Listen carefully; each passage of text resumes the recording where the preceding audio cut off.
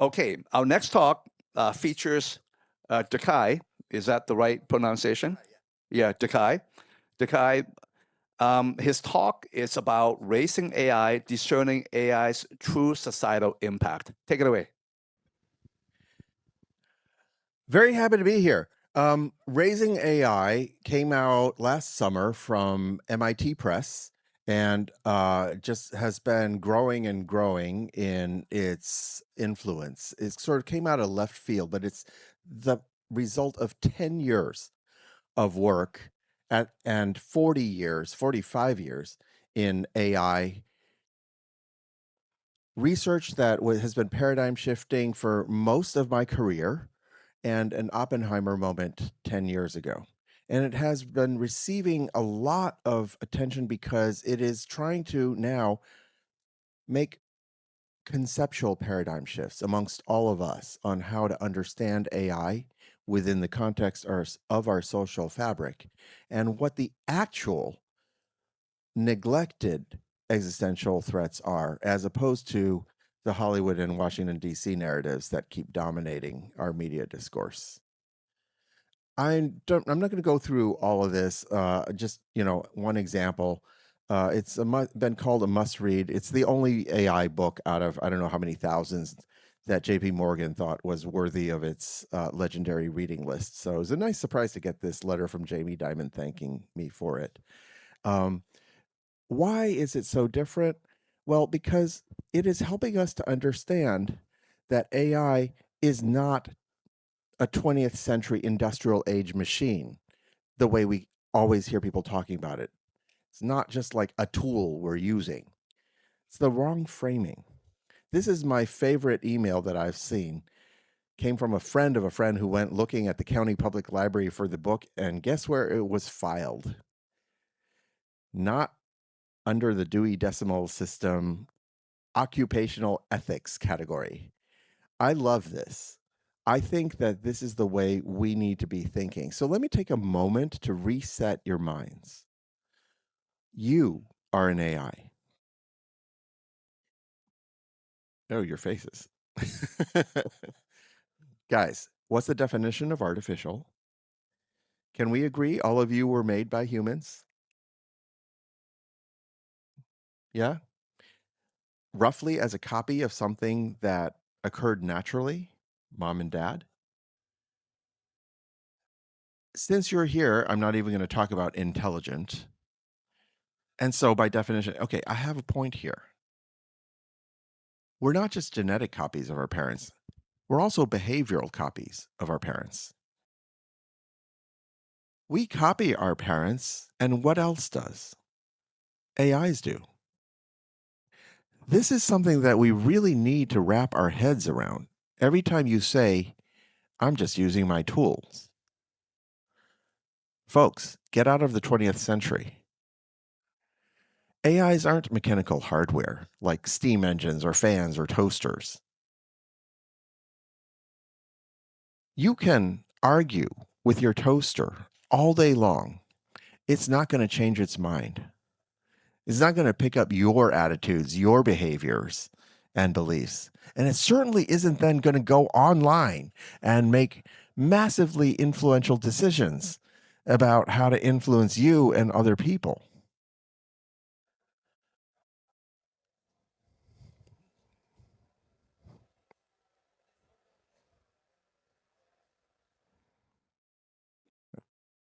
Hello.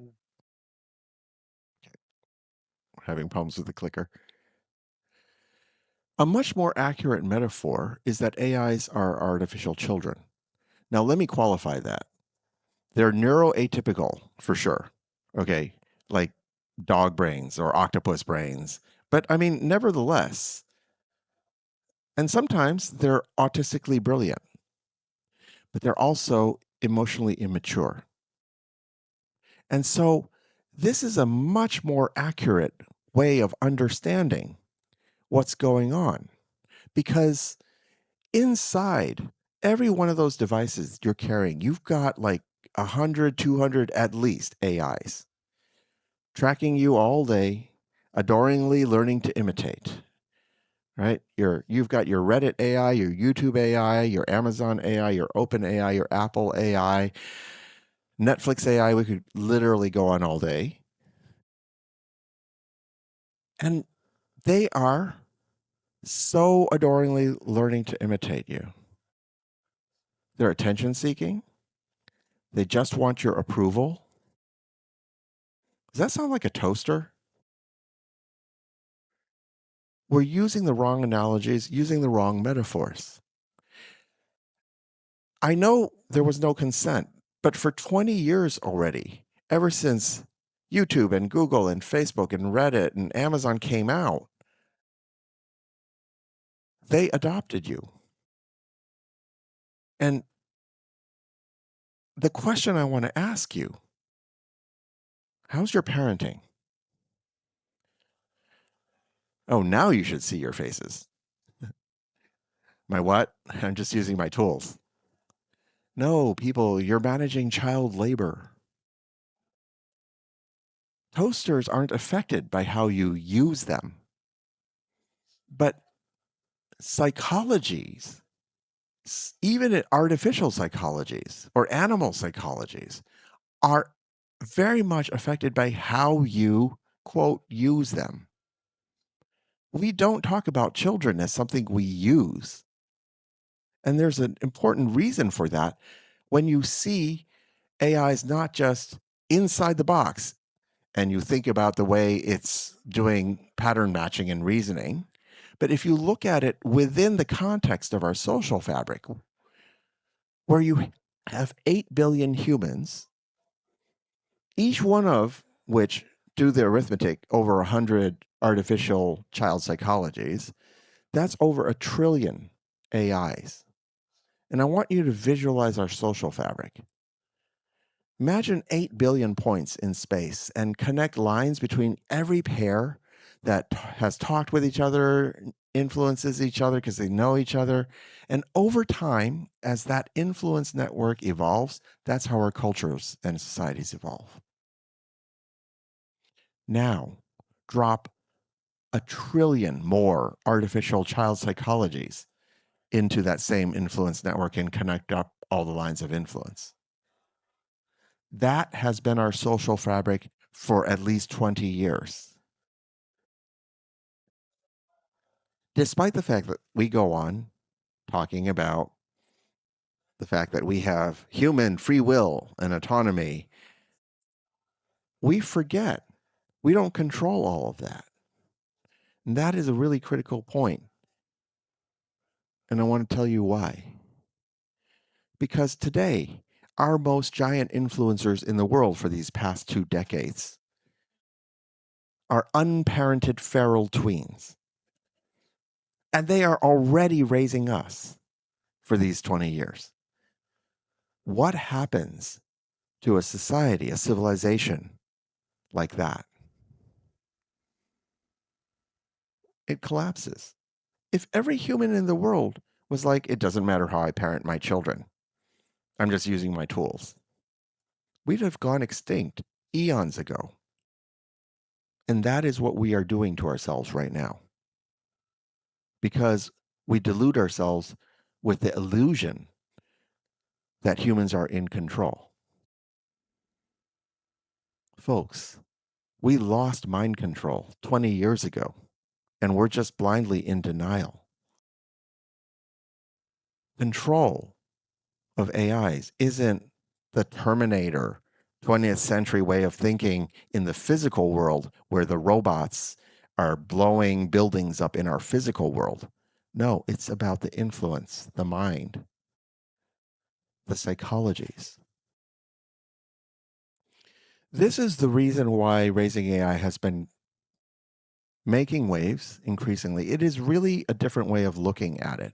And it comes from a long history, not in just only the mathematical technical study of neural networks, machine learning, language modeling. I mean, my thesis at Berkeley was actually one of the first to argue for that, back when AI was dominated by what we now call good old-fashioned AI, logic rule-based systems, expert systems, hand-built knowledge representations Within 1 week of joining my group at Berkeley, which was the same group as, I don't know, some of you might know Peter Norvig or Jurafsky and Martin, who wrote the classic natural language processing group. We were building one of the seminal dialogue agents, chatbots, in the 1980s already, and in some ways more advanced than the agents today still. But within 1 week of joining that group, I was like, that's never going to work.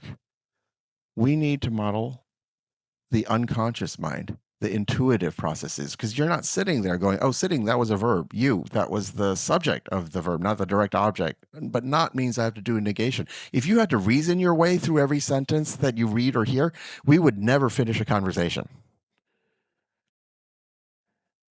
Understanding how the human mind works is understanding AI.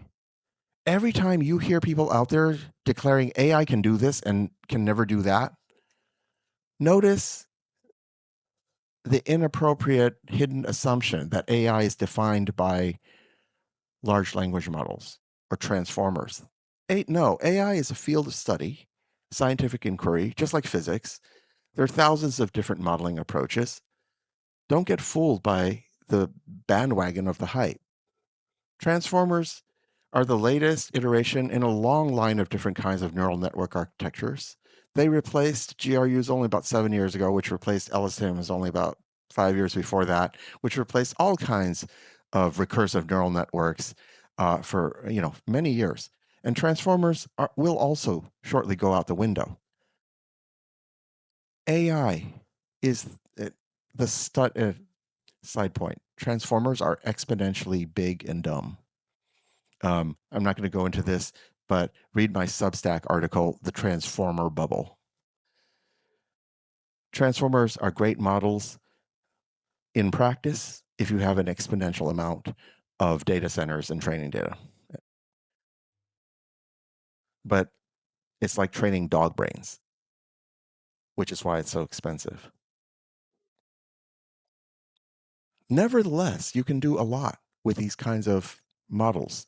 And understanding even dog brains, dogs have a lot of the same kind of intuition as humans. And that's important because AI, as a field of scientific study, is about modeling different aspects of intelligent behavior of our minds, different kinds of minds. And to understand AI requires that you understand yourself, humans. 99% of people, I'd say, do not know themselves. People who've done a lot of work or studied psychology or behavioral economics or related fields have a little bit more understanding of ourselves because most of our mental processing is below the level of conscious awareness. And that's really important to understand where this is coming from because this is examining AI and our society, not only from the scientific and technological standpoint, but also within social psychology, unconscious human psychology, our cognitive biases, as well as the unconscious psychology and cognitive biases of the AIs. Because any psychology, be it human psychology, animal psychology, or artificial psychology, will have that. And it is important to understand how the unconscious psychology of the humans interacts with the unconscious psychology of the AIs, producing the emergent social psychology. There are so many unintended consequences of that. We are not thinking through those unintended consequences. I'm a lifelong builder. We know the Bay Area mentality. Every problem can be solved with a better product, a better app.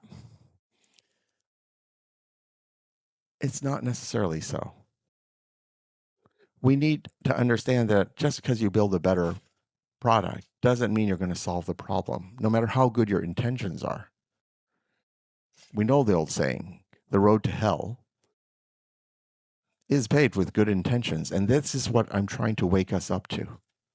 Because if we don't, humanity is going to have a very bad existential risk that is right now imminent. I grew up the son of a theoretical physicist. going to Fermilab. How many of you have seen Oppenheimer? Yeah, okay. So I was surrounded with those kinds of folks growing up. And I knew as a child, humanity could never afford to repeat the mistakes of the 20th century. Everything I've done in my life is how do I get different humans to connect with each other as humans better across whatever boundaries we traditionally have? Because we didn't even have the atom bomb the last time a world war broke out, let alone the AI powered weaponry. That's why I chose to apply the brave new world of machine learning, neural networks, natural language processing, language modeling to translation. But that Oppenheimer moment I had 10 years ago was when I realized that the same technology folks like me helped to pioneer was getting deployed online in social media, in recommendation and search engines, in newsfeed algorithms, and now in chatbots to have the polarizing opposite effect, which is suicidally self-destructive for humanity in this age where AI has commoditized weapons of mass destruction that literally in one swoop could eliminate the entire species. And that is the conversation we're not talking about at the worst possible time for us to be ignoring it. This is why I shifted my work 10 years ago. It is because while we're distracted with the Hollywood stories of AIs going rogue, wanting to take over and destroying humanity, we are actually blindly allowing the AIs online to unconsciously drive the polarization at the same time that AIs have commoditized not just the drones that we warned about 10 years ago, but cyber warfare and most scarily, the computational biology that the RAND Institute and others are now warning has made genetically engineered bioweapons a living room technology that biohackers are already playing with. It's not science fiction anymore. And I want to ask you, would you take a bet in a world where we've just allowed the AIs online to hyperpolarize our population, in a world full of humans that are traumatized, nihilistic, desperate, vengeful, hating, triggered, would you take a bet that not a single human out of our billions will pull the trigger on their personal bioweapon?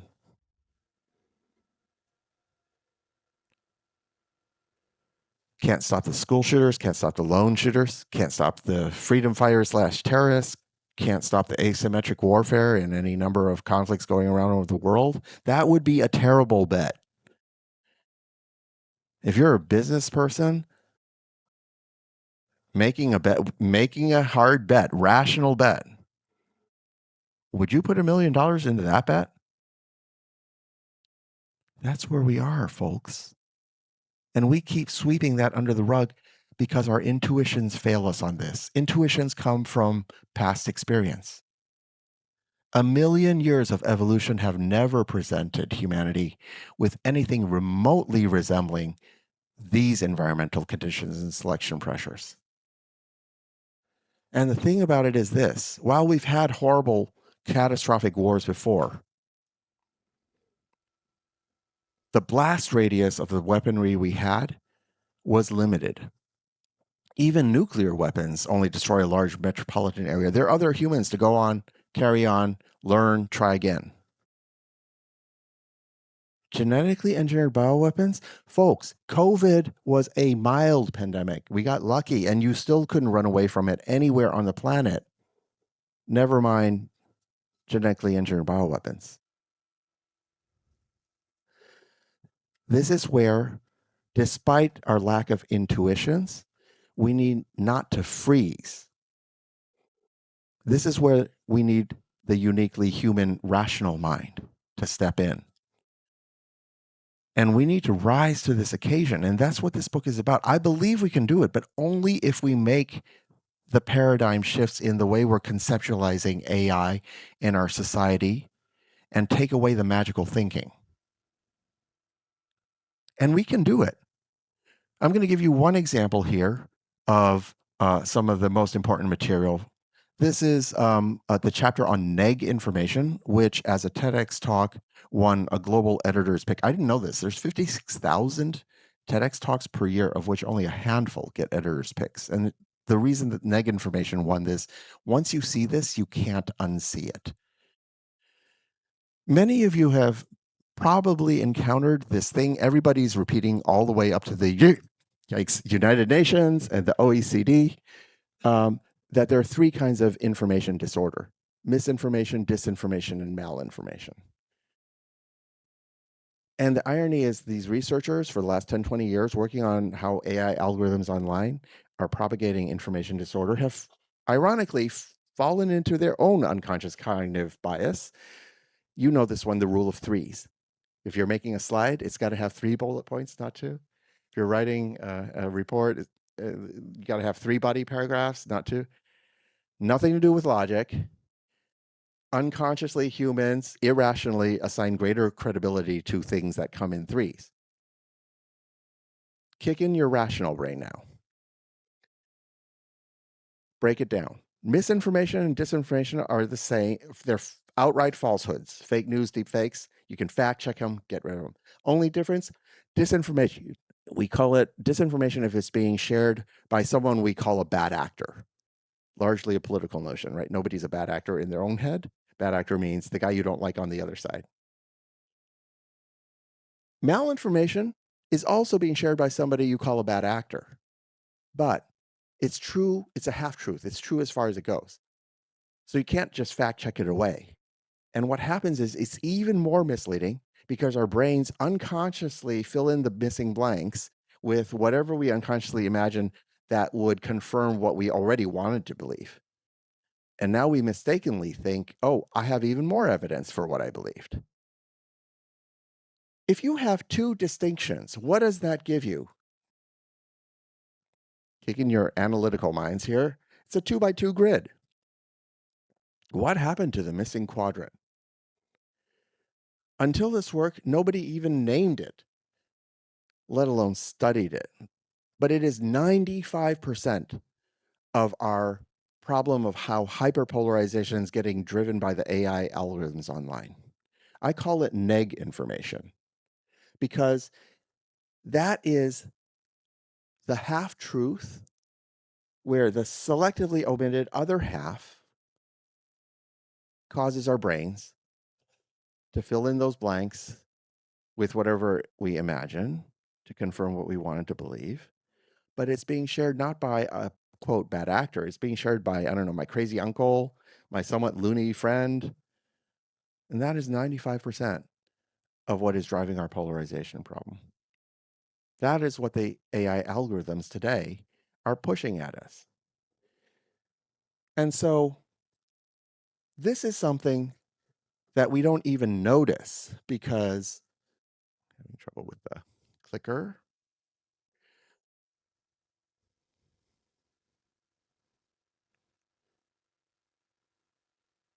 Is anybody in charge of being able to advance slides? Okay. This is something we don't notice because we don't know what we don't know. This is the unknown unknowns problem. We're not aware of what those AI algorithms are deciding not to show us, not to make us aware of. We think we know it all, and we don't know the part that is being hidden from us. This is why I call this algorithmic censorship. And without judgment, none of us can review billions of new posts per minute. We depend on these algorithms. But we need to acknowledge upfront these algorithms hundreds of times a day for all of us on our devices are making these decisions on what to hide from us.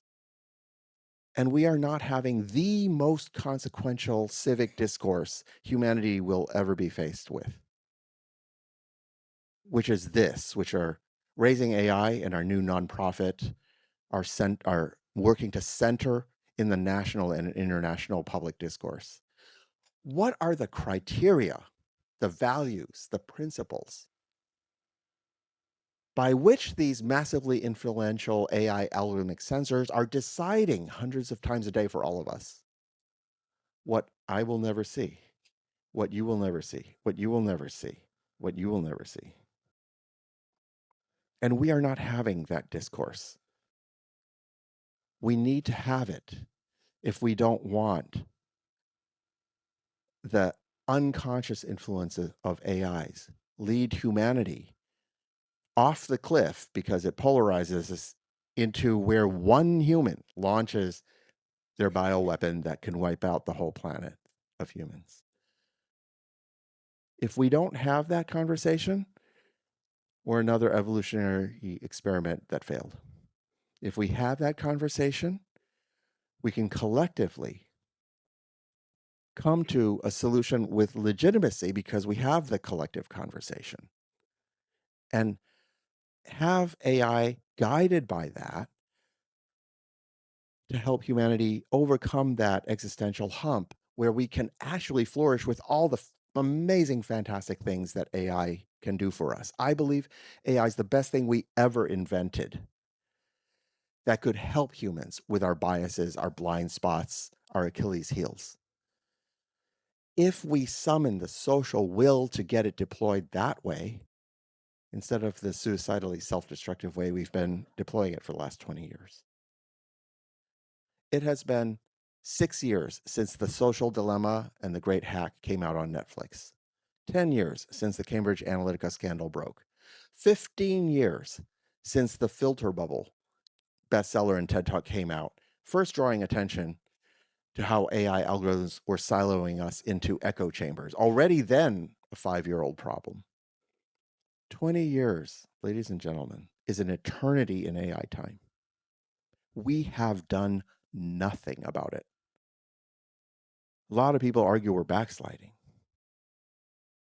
This is the time to understand that you cannot just have all the toddlers get given AK-47s, except the AK-47s can destroy every human. Toddlers need to grow up. Pandora's box is open. Those AK-47s aren't going back in, leaving us one choice. And we can do it. Folks, who's making the choices today on what the criteria for the algorithmic censor choices are when they decide what I'm not going to see and what you're not going to see? Who's making those choices today? A handful of anonymous, obscure machine learning engineers? Some tech founders? Deciding unilaterally on our behalf, autocratically on our behalf, on the most consequential conversation of our time, of all time. I'm joking. If you believe that that's how the criteria should be autocratically getting defined, consider moving to China. If you're serious about this rhetoric of defending democracy in the age of AI, time to walk the walk, folks. Yeah. Let's have that conversation. Help us, because the new nonprofit Empathetic AI Institute that is coming up to bring this via mass media communication, like an incredibly ambitious mass media communications program, followed up with surveying public opinion, followed up with actual new deep understanding AI powered metrics to measure how AIs are doing on what we collectively decide after that big civic conversation we're working on enabling. That is the only way we're going to get change. We need a transparent scorecard. What is our collective aspiration and what is the observed behavior? Look, I don't think we need more doom and gloom documentaries. I don't think we need to keep on vilifying AI companies or politicians. None of them individually can do anything about this. It's systemic. That's why we still have this problem 20 years later. We have this problem because it's, what the market wants. And we are not going to be able to product our way out of this. There's no product market fit. I don't know how many dozens or hundreds of colleagues I've had who have killed themselves building the better social network, the better newsreader, whatever. If they're lucky, 1% of consumers come, doesn't make a dent, we still have the problem. If there's no product market fit problem and you can't product your way out of it, rationally, that leaves us with only one choice. Shift what the market wants. And I'm going outside the Silicon Valley way of thinking here. How do you shift what the market wants? That's cultural aspiration. No single company is going to be able to do this. There's no point in vilifying tech companies. I've worked with all of them. They're full of good people. It's a market problem. Shifting the market is the only way we get out of this, and that's going to begin with supporting all, getting this message through to all of the population, not just the 1% here. We need to get it to the heartland, 95% of the population. Tomorrow, I am going to be giving the most important talk of my life, and it's going to be in Georgetown, Kentucky. It's the commencement address of Georgetown College.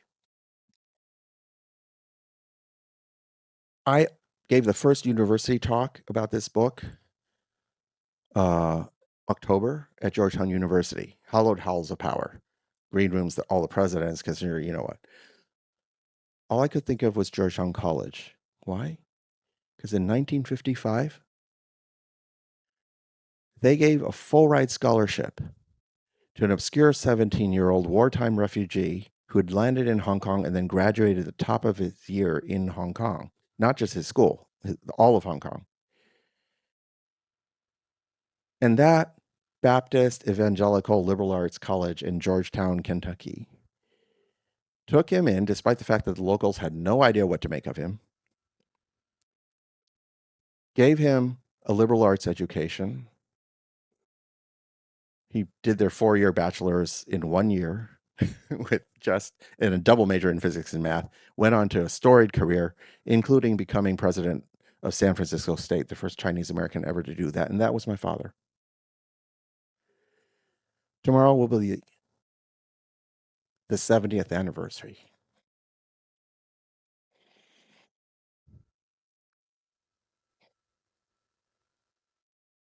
of his graduation. That investment from our heartland, we have forgotten that. We need to reconnect. We need to get past the way these AI algorithms for the last 20 years have been driving us apart. And remember the hearts of the humans from all these different tribes that have invested in the things that brought us here. That is what this is about. Remember, every day you're using your devices, those AIs are always imitating us. If you behave that way, that's how they're going to behave.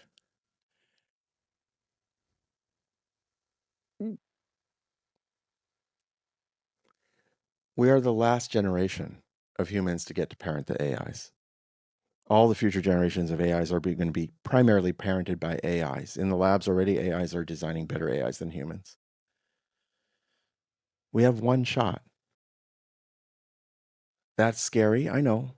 But every previous generation, our parents, our grandparents, our great-grandparents, they all had faced the same thing. Our grandparents had no idea what our lives were going to be. They didn't give up. They did their best to parent our parents, give them critical thinking skills, values, and then they had to let go and hope they did a good enough job so that our parents would parent us right. It is no different when you add 1 trillion artificial children into our social fabric. It just amplifies that. And that's why I'm an optimist, because parenting and children is the most fundamental thing in our evolutionary makeup. And all we have to do is make that little shift, and the rest will all come naturally. Help us help humanity to survive the AI era so that we can actually flourish with all the fantastic things AI can do. We have one last shot, just like all the generations before us. Don't think of it as a misfortune. It's our privilege. Parenting is terrifying. But you know what? If despite all the mistakes, you keep on going, you embrace it, it becomes life's greatest joy, greatest reward. And that's the spirit that we can bring to what we face now with AIs. The Empathetic AI Institute is not your usual think tank. I have worked with all the OG think tanks and responsible AI teams at big tech and seen the existing approaches don't work. This is a last resort. We are laser focused only on one objective, not all of AI in society, which is to get those giant influential AI algorithmic sensors to behave a way that we have the civic discourse to define as our aspirations for how they are helping steer our society. But we will do whatever it takes. We are not the think tank that has one hammer, which is writing report after report. We will do whatever it takes, every tool available to achieve that outcome. You have my promise. I wish I had heard the previous talk on philanthropy and AI. People tell me that they talked about how do you maximize the impact, the ROI, the return on investment in terms of impact in the AI era. Folks, if I could think of a better one, I would be working on it. My history, I don't work on things that other people are working on. I choose the things that are essential to work on that we don't see people working on enough. Help us to help build that mass movement. It will be the greatest thing you ever did. Thank you very much.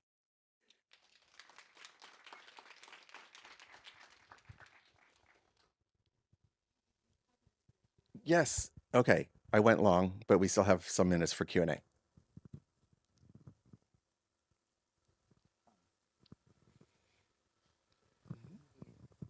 Have you? Hello, I'm Todd Besnick with Bitly. Have you Hi. met Peggy Yin? She's working on a PhD in psychology at Stanford. She's interested in training the first one. I'd love to meet her. I think one of the questions that I'm centering, because again, I have literally hundreds of colleagues over 2 decades that have been trying to do that. The question, put on your business hat. It's not about can we build an AI? We have all the talent and tech to do that. I've known for like a decade how to do that. We're lacking the social will to make that the default behavior of AI algorithms that are already doing algorithmic censorship on all of us for 20 years.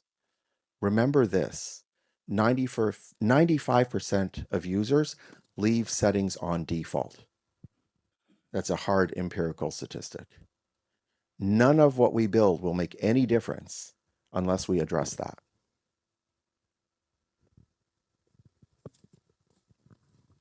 Okay, we have time for one or two more questions. Don't be shy. Feel free. I'm happy to go through that interview. I'm aware we have time constraints. We have an entire deeply thought out strategy. It begins with, you saw that kind of hub picture. It begins with a mass communications campaign. I'm blessed, even though we've just barely, I can't even say we've really started fundraising. I should be doing that, but I'm spending more than 80% of my time actually executing now the mass communications campaign. And I mean, there are a lot of steps, so you won't see it until it starts coming out, but it ranges from my personal podcast. The premiere episode, which is almost done with editing, is an interview with the iconic pop star Imogen Heap, who has multi-generational cult followings about these kinds of elevated things. I am not interviewing one AI guru after the next, trying to wrap my head around AI. I'm like, I'm the AI guy. Let's bring the message to actually normal people who talk, who listen to people like these pop stars. We have TV already past pre-development, a documentary, incredible through line, film, we gamification, short form social media. There's a ton of strategy to center the way to think, and also crucial questions, gamified questions we're using to trigger in every living room, every kitchen table, through the power of entertainment, through the power of laughter.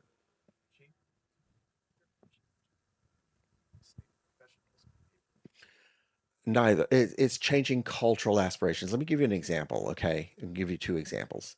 Before 2008, many of us thought it'd be another generation or two before we might elect a woman or an African American president. What happened? Hollywood series, I can't remember, 24, Homeland, I don't know what they were, without making a point of it, simply depicted the president as one of those. Boom, suddenly within the Overton window. Another example, when I was a college student many years ago, I was a vegetarian for years. It was hard. Now it's everywhere. Why? Cultural icons, influencers. It begins with that. There's not a single step, there's a whole set. So we're going to first trigger that, and then we're going to engage and empower. There's a whole part of this I haven't talked about, which is as parents, you also think where you send your kids to school, right? So many friends move so their kids go to a better school. They meet the teachers one-on-one. They join the PTA. Some run for school boards, and they discuss the curriculum, the pedagogy, what to reward, what not to reward with the school administrators. Well, where are we sending our artificial children to school? That's the AI tech companies. The machine learning engineers are roughly the school teachers. The management at those companies are the ones determining the pedagogy, curriculum, what to reward, what not to reward. And I'm like, where are the PTAs? So we're building the PTAs also. It's all about civic engagement, empowerment, also through gamification, also through some of these social media interactions, pollsters, computational social scientists. After we trigger debate on dozens of questions, what should the algorithmic censorship criteria be? In a fun way, in an engaging way, we're going to survey what is the result of that informed public debate. Not everybody's going to agree, but we're going to get bell curves on everything. And we're going to publish that, dozens of those, openly on the internet, while we use our new deep AI understanding tech to power metrics to actually measure this, which is really hard. Measuring what's not there is way harder than measuring what is there. But we have 10 years of DARPA experience building the state-of-the-art metrics for something very much like that, which is how good is a translation? Because most of meaning isn't it there. And we're going to transfer that same expertise. We're going to publish how is Instagram's AI doing? How is YouTube's AI doing? How is ChatGPT doing? How is Reddit's AI doing?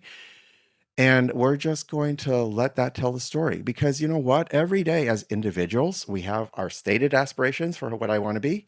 And then you have the observed behavior. And at the end of the day, you kind of go, I didn't live up to that. Let me try harder, work on myself for the next day. And what we're working on is that saying things, collectively for our civic society. That's how we make the change. Fantastic. Thank you, Dakai. Thanks for the inspiring talk. Thank you.